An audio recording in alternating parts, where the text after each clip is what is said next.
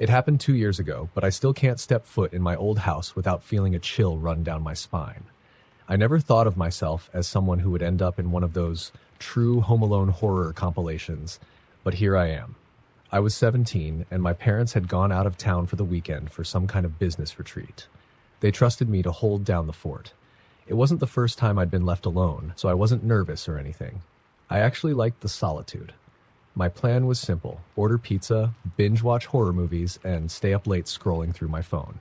Friday night started just like I'd planned. The pizza arrived, and I queued up some old slasher flicks. By midnight, I was in my comfort zone, cocooned in a blanket on the couch, surrounded by half-eaten crusts and empty soda cans.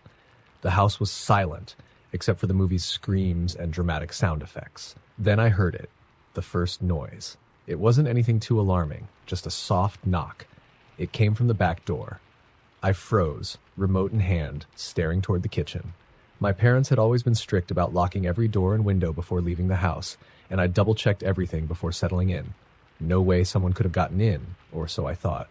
Probably nothing, I told myself, trying to brush it off as the wind or maybe the neighbor's cat. Still, I muted the TV and listened. The knock came again, louder this time. 3 deliberate taps. I got up and tiptoed toward the kitchen, my socks sliding noiselessly across the wooden floor. The back door had a window with thin blinds, and as I got closer, I could see the shadow of someone standing on the other side. "Who's there?" I called, trying to sound braver than I felt. No response. The knocking stopped, but the shadow remained. I thought about calling the police, but what would I even say? Someone's at my door, but they're not doing anything. It didn't seem urgent enough. "Go away!" I yelled, this time louder. That's when the shadow moved, fast. It slid out of view, like whoever it was had darted off into the darkness. I rushed to the door and peeked through the blinds, but I couldn't see anything outside. The yard was pitch black except for the faint glow of the neighbor's porch light. I locked the door, again, just to be sure, and tried to shake off the unease. Maybe it was some dumb prank or a lost delivery driver. I didn't want to overthink it. But I couldn't relax. I went back to the couch, turning the volume down low on the TV so I could hear better. My eyes kept darting toward the windows, half expecting to see a face staring back at me. Every creak of the house made my heart race. Around 2 a.m., I decided to go upstairs to my room. I figured if I locked my bedroom door, I'd feel safer. But as I reached the top of the stairs, I noticed something odd. My bedroom light was on. I distinctly remembered turning it off before coming downstairs. "Hello?" I called out, my voice shaking. Nothing.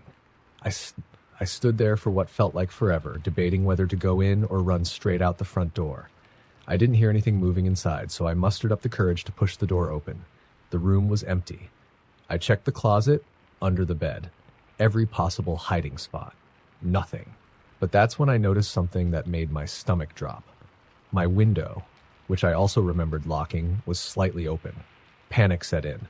I slammed the window shut and locked it, then grabbed my phone to call my parents. They didn't pick up, so I left a shaky voicemail, trying not to sound completely terrified. I was pacing the room, wondering if I should call the police, when I heard the creak of footsteps downstairs. My blood ran cold. Someone was in the house. I locked my bedroom door and backed away, clutching my phone. My first instinct was to dial 911, but before I could hit call, the footsteps stopped. Then came a sound that made my skin crawl. The slow, deliberate jiggling of my doorknob. I screamed, "I'm calling the cops," hoping it would scare them off. Whoever it was didn't respond, but the jiggling stopped. I held my breath, straining to hear any sign of movement. For a moment, there was nothing but silence. Then I heard a soft, almost mocking laugh, just outside my door. My hands were trembling so badly I could barely type as I called 911. The dispatcher's calm voice was the only thing keeping me from breaking down completely. I explained what was happening, and she assured me that officers were on their way. The next few minutes felt like hours. I stayed on the phone, clutching a baseball bat I'd grabbed from my closet. I could hear faint shuffling sounds outside the door, but whoever it was never tried to force their way in again. When the police finally arrived, I heard the loud knock on the front door and their voices shouting, "Police!" I didn't leave my room until they came upstairs and confirmed it was safe. The officers found no one in the house, but the back door was unlocked, even though I was certain I'd locked it. They said there were muddy footprints leading from the backyard into the house, but they stopped abruptly in the kitchen. as if the intruder had vanished into thin air. I didn't sleep that night. The police stayed for a while, checking the property and assuring me that it was probably just some local troublemaker looking for an easy target. But here's the part that still haunts me. The next day, when my parents came home and I told them everything, my dad went to check the locks and windows. He found a crumpled piece of paper wedged under the back door. Scrawled on it in jagged handwriting were 3 words, "You were lucky." Story number 2. They say the small towns are the safest. That's what I used to believe. Nothing ever happened in our sleepy little Ohio suburb, at least not until that night. I was 19 and home alone for the first time in my life. My parents had gone to a family reunion in Pennsylvania, and I stayed behind to focus on my summer classes. The house was a modest 2-story with wide windows, creaky floorboards, and a backyard that stretched out into a dense wall of trees. It was old, the kind of house that made strange noises even when no one was home. The evening started out quiet. I was at the dining table, buried in a pile of textbooks, when the power went out. It wasn't storming, and the weather had been calm all day, so it struck me as odd. At first, I thought it was a neighborhood outage. I peered out the window to see if anyone else's lights were off, but the houses across the street glowed warmly. I was the only one in darkness. A cold sense of unease crept up my spine. Grabbing my phone, I used its flashlight to make my way to the breaker box in the basement. The basement had always freaked me out. It smelled of damp earth, and the single bulb down there barely lit the narrow space. I hated going down there, even in daylight. But I had no choice. As I descended the stairs, the hairs on my arms prickled. The air felt heavier, like the basement itself was holding its breath. When I reached the box, I opened it and flicked the breakers back on. Nothing happened. "Great," I muttered, already planning to call the power company. But as I turned to head back upstairs, I froze. There was a sound behind me, soft and faint, like someone exhaling. My flashlight swept across the basement, its weak beam barely penetrating the shadows. There was nothing down there but old boxes and furniture covered in dust sheets. I told myself I was just being paranoid, that the sound was probably the house settling or the wind. Still, I bolted back up the stairs and locked the basement door behind me. I called the power company, but they told me there were no outages in the area. They suggested it might be a blown fuse and that I should call an electrician. I hung up, frustrated, but not yet scared. Then came the knocking. It started at the front door, a sharp, deliberate series of knocks that echoed through the quiet house. I hesitated, my phone still in my hand. No one ever came to our door this late, and the neighborhood wasn't exactly bustling with strangers. I peeked through the peephole. There was no one there. The knocking stopped. I stood there, heart racing, waiting to see if it would happen again. For a few moments, everything was silent. Then the sound came again, this time from the side door. Bang, bang, bang. I darted to the kitchen where I could see the side door through the window. Again, no one was there. My heart was pounding so hard I could barely think. I locked every door, checked every window, and turned off all the lights, hoping that whoever it was would think no one was home and leave. But they didn't leave. The knocking moved to the back door, then to the windows. It wasn't frantic or random. It was calculated, almost playful, as if they were testing every possible way to get in. I called 911, whispering into the phone as I crouched in the corner of the living room. The operator was calm, assuring me that an officer would be dispatched immediately. She told me to stay on the line, but as she spoke, I heard a noise that made my blood run cold. It was coming from upstairs. Footsteps. Heavy, deliberate footsteps. I whispered to the operator, "They're in the house." "Stay quiet," she instructed. "The police are on their way." I couldn't breathe. I stared at the staircase, paralyzed with fear. The footsteps moved slowly, as if the intruder was taking their time. And then they stopped, right above me. I covered my mouth to stifle a sob, clutching my phone like a lifeline. The operator was still talking, but her voice sounded distant, drowned out by the deafening silence in the house. A shadow moved at the top of the stairs. I wanted to run, to scream, to do anything but sit there, but I couldn't move. The shadow descended one step, then another. Just as the figure reached the middle of the staircase, red and blue lights flashed outside. The sound of sirens shattered the tension, and the shadow disappeared, retreating back upstairs. The police burst through the front door moments later, guns drawn. I ran to them, tears streaming down my face, and pointed toward the stairs. They searched the house from top to bottom, but they didn't find anyone. The back door was unlocked, though I swore I had locked it earlier. There were muddy footprints leading from the stairs to the door, but they stopped abruptly in the backyard, as if whoever it was had vanished into the night. The officers stayed with me until my parents came home the next morning. They told me it was likely a break-in attempt, that the person had probably been scared off by the sirens. But there was one detail I didn't share with them, one thing I couldn't bring myself to say out loud. When the shadow had been on the stairs, I'd seen its shape clearly. It wasn't the shape of a person. It was too tall, its limbs too long, its head tilted at an unnatural angle, and when it retreated upstairs, it didn't walk. It crawled. Story number 3. I always heard stories about strange happenings in the woods behind our house.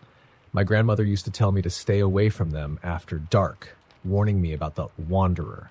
According to her, it wasn't human, but it looked like one, just enough to fool you. I always thought it was an old wives' tale meant to keep me from wandering too far, but I learned the truth the hard way one summer night when I was 20. My parents were out of town, leaving me to watch the house. It was a hot, humid evening, and the air felt thick and still, the way it does before a storm. I was sitting on the back porch, scrolling through my phone, when I noticed something odd out of the corner of my eye. There was someone standing at the edge of the woods. At first, I thought it was one of the neighbors, maybe cutting through the trees to get to the road. But they weren't moving, just standing there, half hidden in the shadows. "Hello?" I called out, trying to sound casual. No response. The figure tilted its head slightly, almost like it was studying me. I stood up, squinting to get a better look. They were tall and thin, dressed in what looked like an old-fashioned coat. Something about the way they stood, so unnaturally still, sent a wave of unease through me. "Can I help you?" I tried again, louder this time. Still nothing. The longer I stared, the more I realized something was wrong. Their proportions weren't right. Their arms were too long, their shoulders too narrow. It looked like someone had taken a mannequin and twisted it into a grotesque imitation of a person. I backed toward the door, suddenly feeling very exposed. That's when they moved.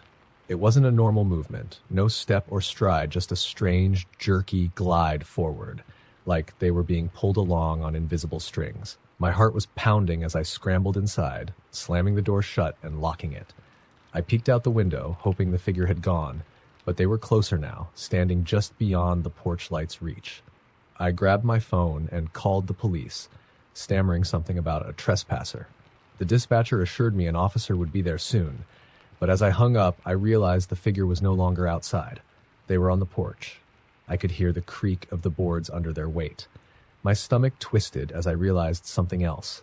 They weren't just standing there. They were pacing, back and forth in front of the door. The porch light flickered, casting their shadow against the window. It was wrong, stretched and distorted, as if their body wasn't quite solid. I backed away from the door, clutching a kitchen knife in one hand and my phone in the other. My breaths were shallow, my hands shaking. Then came the knock. It was soft at first, almost polite, like a friend dropping by unannounced. "Who are you?" I shouted, my voice cracking. The knocking stopped. For a moment, there was silence. Then, in a voice that sounded almost human, they said, "Let me in." It wasn't a request. I screamed, backing further into the house. The voice came again, this time from the living room window. "Let me in." I didn't dare look, but I could feel them watching me through the glass. Every window seemed to creak under their weight, as if they were pressing their face against the panes, waiting for me to give in. The police arrived minutes later, though it felt like hours. The sirens were the sweetest sound I'd ever heard. When they knocked on the door and called out, I ran to let them in, babbling about the figure. But when I pointed to the porch, it was empty. The officers searched the yard and the woods, but they didn't find anyone. They chalked it up to a prank or maybe an overactive imagination, but I knew better. After they left, I found a handprint on the living room window. It wasn't human. Its fingers were too long, its palm too narrow, and the glass where it touched was ice cold. That night, I didn't sleep. I sat in the corner of my room, clutching the knife, staring at the locked door. I don't know what would have happened if I'd opened it, but sometimes when I'm alone at night, I still hear that knock and the voice that follows, "Let me in." Story number 4. I grew up in a farmhouse on the outskirts of Indiana, surrounded by fields that stretched endlessly into the horizon. It was an old house built in the late 1800s with a history that no one in my family liked to talk about. My parents never said much, but I'd overheard whispers about a tragedy involving the original owners. Still, I never thought much of it until that night. It was early autumn, and my parents had gone into town for a charity event, leaving me home alone. I was 16 at the time and didn't mind the solitude. After all, the isolation of the countryside was something I'd grown used to. The evening started uneventfully. I finished my homework, made myself a snack, and curled up on the couch to watch a movie. The wind howled outside, rattling the windows, but that wasn't unusual for our area. Then around 10 p.m., the noises started. At first, it was just a faint tapping, like the sound of branches brushing against the side of the house. I ignored it, figuring the wind was picking up. But as the minutes passed, the tapping grew louder and more deliberate. It wasn't coming from the walls or windows. It was coming from the basement. Our basement was the creepiest part of the house. It was unfinished, with dirt floors and ancient stone walls, and we mostly used it for storage. The single bulb down there barely lit the space, casting long, eerie shadows. I paused the movie and sat frozen on the couch, listening. The tapping turned into scratching, like nails dragging across the wood. Probably just a raccoon or something, I told myself, though my voice sounded unconvincing even to me. But then I heard the laughter. It was faint, almost imperceptible, but unmistakable. A soft, childlike giggle echoing up from the basement. My blood turned to ice. Grabbing a flashlight, I forced myself to stand. I didn't want to go down there, but if some kid had somehow wandered into our house, I couldn't just ignore it. I approached the basement door, every instinct screaming at me to turn back. The scratching stopped as I reached for the doorknob, replaced by a heavy, suffocating silence. "Hello?" I called, my voice trembling. No response. I opened the door, the old hinges creaking loudly, and shone my flashlight down the stairs. Nothing, just shadows and cobwebs. I took a cautious step down, then another. The air grew colder with each step, and the smell of damp earth filled my nostrils. "Is someone down here?" I asked, trying to keep my voice steady. Still nothing. I reached the bottom and swept the flashlight beam across the room. Everything looked normal. Boxes stacked against the walls, a few rusty tools lying around, but just as I was about to turn back, I saw it. In the far corner of the basement, barely visible in the dim light, stood a figure. It was small, no taller than a child, and its outline was shadowy and indistinct. I couldn't make out any features, but I could feel its gaze, cold and unblinking. "Who's there?" I demanded, my voice cracking. The figure didn't move. I took a shaky step closer, the flashlight trembling in my hand. But as the light hit the corner, the figure vanished. It didn't run or fade away. It just wasn't there anymore. Heart pounding, I backed up the stairs, never taking my eyes off that corner. I slammed the door shut and locked it, as if that would keep whatever it was from getting out. But the moment I turned around, I froze. Standing at the end of the hallway was the same figure. This time I could see it more clearly. Its face was pale and hollow, its eyes sunk in pits of darkness. It smiled at me, a twisted, unnatural grin that stretched too wide. I dropped the flashlight and ran to the front door, fumbling with the lock. Behind me, I could hear the sound of footsteps, bare feet slapping against the hardwood floor, fast and frantic. I yanked the door open and bolted outside, not stopping until I was halfway down the driveway. When I finally turned back, the house was dark and still. The police arrived about 20 minutes later. I told them someone had broken in, but when they searched the house, they found no sign of forced entry. The basement was empty, and all the windows and doors were locked from the inside. They said it was probably my imagination, maybe a trick of the shadows or the stress of being home alone. But I know what I saw. For weeks after that, I refused to be in the house alone. My parents didn't understand why I was so jumpy, why I insisted on keeping every light in the house on at night. I didn't tell them about the figure, or the grin, or the sound of those footsteps chasing me. But sometimes, late at night, I'd hear faint laughter coming from the basement, and I'd wonder if it was still down there, waiting for me to come back. Story number 5. When I first moved into my new apartment, I thought I'd found the perfect place. It was small but cozy, located on the 3rd floor of an older brick building in the heart of Chicago. The rent was affordable, the neighbors seemed friendly enough, and I was excited to start fresh after a messy breakup. The landlord had warned me that the building had its quirks. The pipes groaned sometimes and the walls were thin, but I was used to city living. What I wasn't used to was the door. From the moment I moved in, I noticed something strange about the door to my apartment. It was heavy, made of thick oak, with an old brass handle that didn't quite match the modern locks. But what stood out most was the deadbolt. It locked from the outside. At first, I didn't think much of it. The landlord said it was an old feature from when the building was a boarding house, and I figured it was just part of the apartment's charm. But as the days went by, I began to notice other oddities. The first night, I woke up to the sound of footsteps. They weren't coming from the hallway or the apartment above. They were coming from inside my apartment. I sat up in bed, heart racing, straining to hear over the hum of the city outside. The footsteps were slow and deliberate, pacing back and forth across the living room. Grabbing my phone, I crept out of bed and peeked into the living room. It was empty. I told myself I was imagining things. The building was old, the pipes groaned, and maybe the thin walls were playing tricks on me. But deep down, I couldn't shake the feeling that I wasn't alone. A few nights later, I came home late from work and found the door unlocked. I froze, the hair on the back of my neck standing up. I was certain I'd locked it before leaving that morning.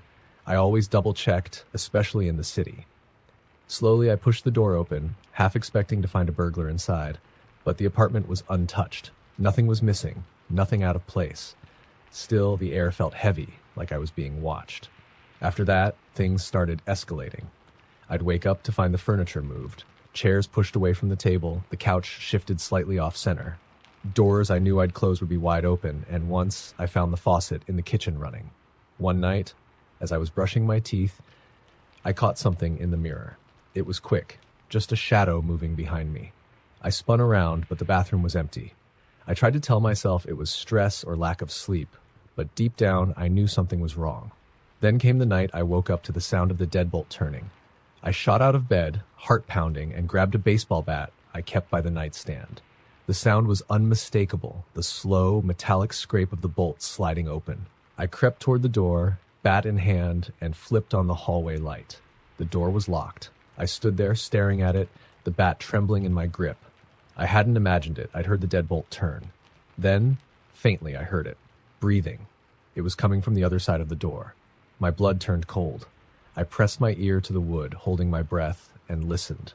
The breathing was shallow and raspy, like someone standing just inches away. "Who's there?" I shouted, trying to sound braver than I felt. The breathing stopped. For a long moment, there was silence. Then, in a low, guttural voice, I heard it whisper, "You shouldn't have come here." I stumbled back, dropping the bat, and grabbed my phone to call the police. They arrived within minutes, but when they searched the hallway and the apartment, they found nothing. The officer chalked it up to a prank or my imagination, but I knew better. That was my last night in the apartment. The next morning, I packed whatever I could fit in my car and drove to my sister's place. I didn't care about breaking the lease, I just wanted to get out. A week later, I got a call from the landlord, asking why I'd left so suddenly. I hesitated, but decided to tell him everything. He was quiet for a long time before finally saying, "You're not the first." He explained that the building had a dark history.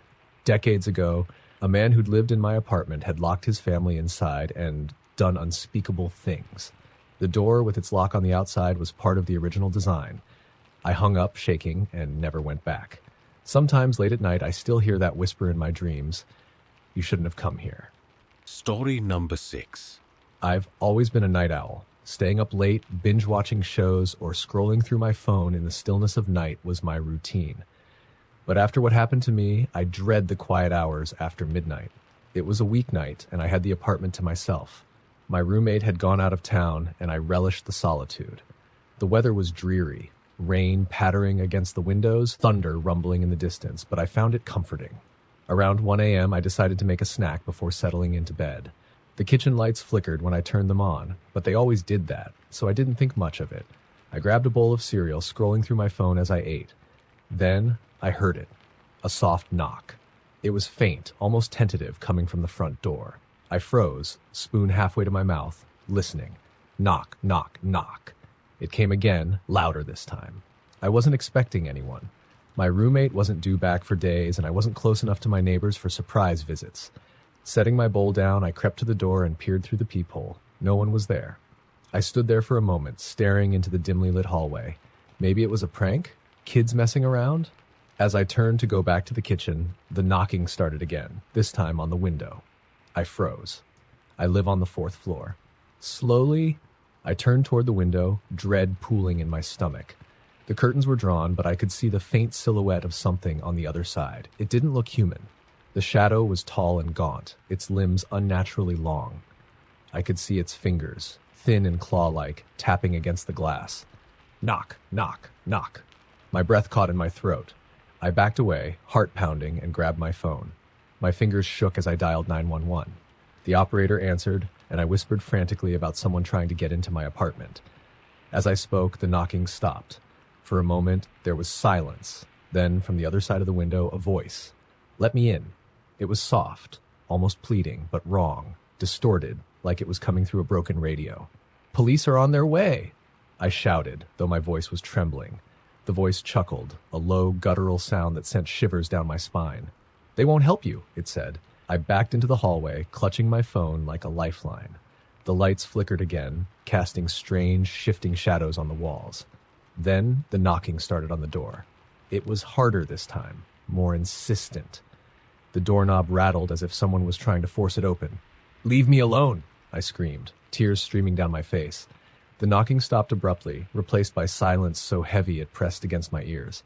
I could hear my own ragged breathing, the distant roll of thunder, and then nothing. When the police arrived 15 minutes later, they found no sign of an intruder. The hallway was empty, the window locked from the inside. They assured me it was probably just a prank or my imagination, but I know it wasn't. The next morning, as I was leaving for work, I noticed something that made my stomach drop. On the window, where the shadow had been, were 3 long scratches etched into the glass, and below them, written in what looked like ash, was a single word, soon. I moved out 2 days later. I've tried to put it behind me, but sometimes late at night, I still hear that voice in my head. Let me in. Story number 7. It started with a smell. The faint, sickly sweet stench wafted through my apartment late one evening, so subtle at first that I thought I was imagining it. I lived alone in a small studio on the edge of town, where the silence could be comforting or suffocating. The smell grew stronger as the days went on, and I couldn't find the source. It wasn't the garbage, or the sink, or the fridge. I scoured every inch of the apartment, even checking behind furniture and inside cabinets, but everything seemed normal. Then, late one night, I heard the humming. I was lying in bed, scrolling through my phone, when the soft melody drifted through the air. It was low and tuneless, almost like a lullaby. At first, I thought it was coming from outside. I pressed my ear to the window, but the street was quiet, the world beyond bathed in the pale glow of the streetlights. Then I realized it was coming from inside the apartment. The sound was faint, but distinct. A woman's voice, humming that haunting, nonsensical tune. It seemed to be coming from the corner of the room, near the old vent that I'd never paid much attention to before. My pulse quickened. The vent was small, barely large enough to fit a hand through, but it led to the building's air system, a labyrinth of ducts connecting all the apartments. Hello? I called out, my voice shaky. The humming stopped. I stood there, staring at the vent, my heart pounding in my chest. After a moment, I laughed nervously, trying to shake off the unease. Maybe it was just a neighbor, their voice carrying through the vents. But then the whispering started. It was low, almost inaudible, like a breeze rustling through leaves. I couldn't make out the words, but it sounded wrong, guttural and fragmented, like a voice imitating human speech, but not quite getting it right. I backed away from the vent, my breath hitching. Who's there? I demanded, trying to sound braver than I felt. The whispering stopped. For a moment, the silence was suffocating. Then, from the vent, a voice, clear and deliberate. Let me out. I stumbled back, my legs nearly giving out beneath me. The voice was feminine but hollow, like it was echoing from a cavern deep underground. I grabbed my phone and called the building manager, stammering about the smell, the sounds, the voice. He promised to come by in the morning to check it out, but I barely slept that night. Every creak of the building made me flinch. Every shadow seemed to stretch toward me. By the time morning came, I was exhausted but determined to get answers. The manager arrived with a toolbox and a flashlight, muttering about pests or a clogged air duct. When he unscrewed the vent cover, the smell hit us both like a wall, a putrid, decaying odor that made my stomach churn. What the hell? He muttered, shining his flashlight into the vent. I stood behind him, covering my nose and trying not to gag. The light revealed something stuffed deep inside the duct, something wrapped in fabric, its edges dark and stained. He reached in with a gloved hand, pulling the object free. It was an old, tattered doll. Its porcelain face was cracked, one glass eye missing, the other staring blankly ahead. Its dress was yellowed with age, the fabric stiff and damp, and in its tiny hand, clenched so tightly it seemed almost alive, was a lock of hair. "That's unsettling," the manager said, his voice uneasy. I stared at the doll, a cold dread creeping up my spine. "What's it doing in there?" He shrugged, clearly unnerved. "Kids playing a prank, maybe? Or someone left it here years ago." I wanted to believe him, but the way the doll seemed to stare at me made my skin crawl. He closed the vent and promised to have the ducts professionally cleaned. I tried to put it out of my mind, but that night, the humming returned. This time, it was louder. It wasn't coming from the vent anymore. It was coming from the corner of the room, where the doll now sat on my kitchen counter. I hadn't kept it. I'd thrown it into the dumpster behind the building earlier that day, yet there it was, staring at me with its cracked porcelain face. The humming grew louder, filling the apartment until it was all I could hear. My vision blurred, my head pounding with the sound. "Let me out," the voice said again, this time from the doll. I grabbed it, intending to throw it out the window, but the moment my hand touched its cold, cracked surface, everything went silent. The humming stopped. The voice stopped. The apartment felt still, almost peaceful. I stood there clutching the doll, my breath ragged. Then I noticed the smell. It was stronger than ever, suffocating and vile. And it wasn't coming from the doll. It was coming from me.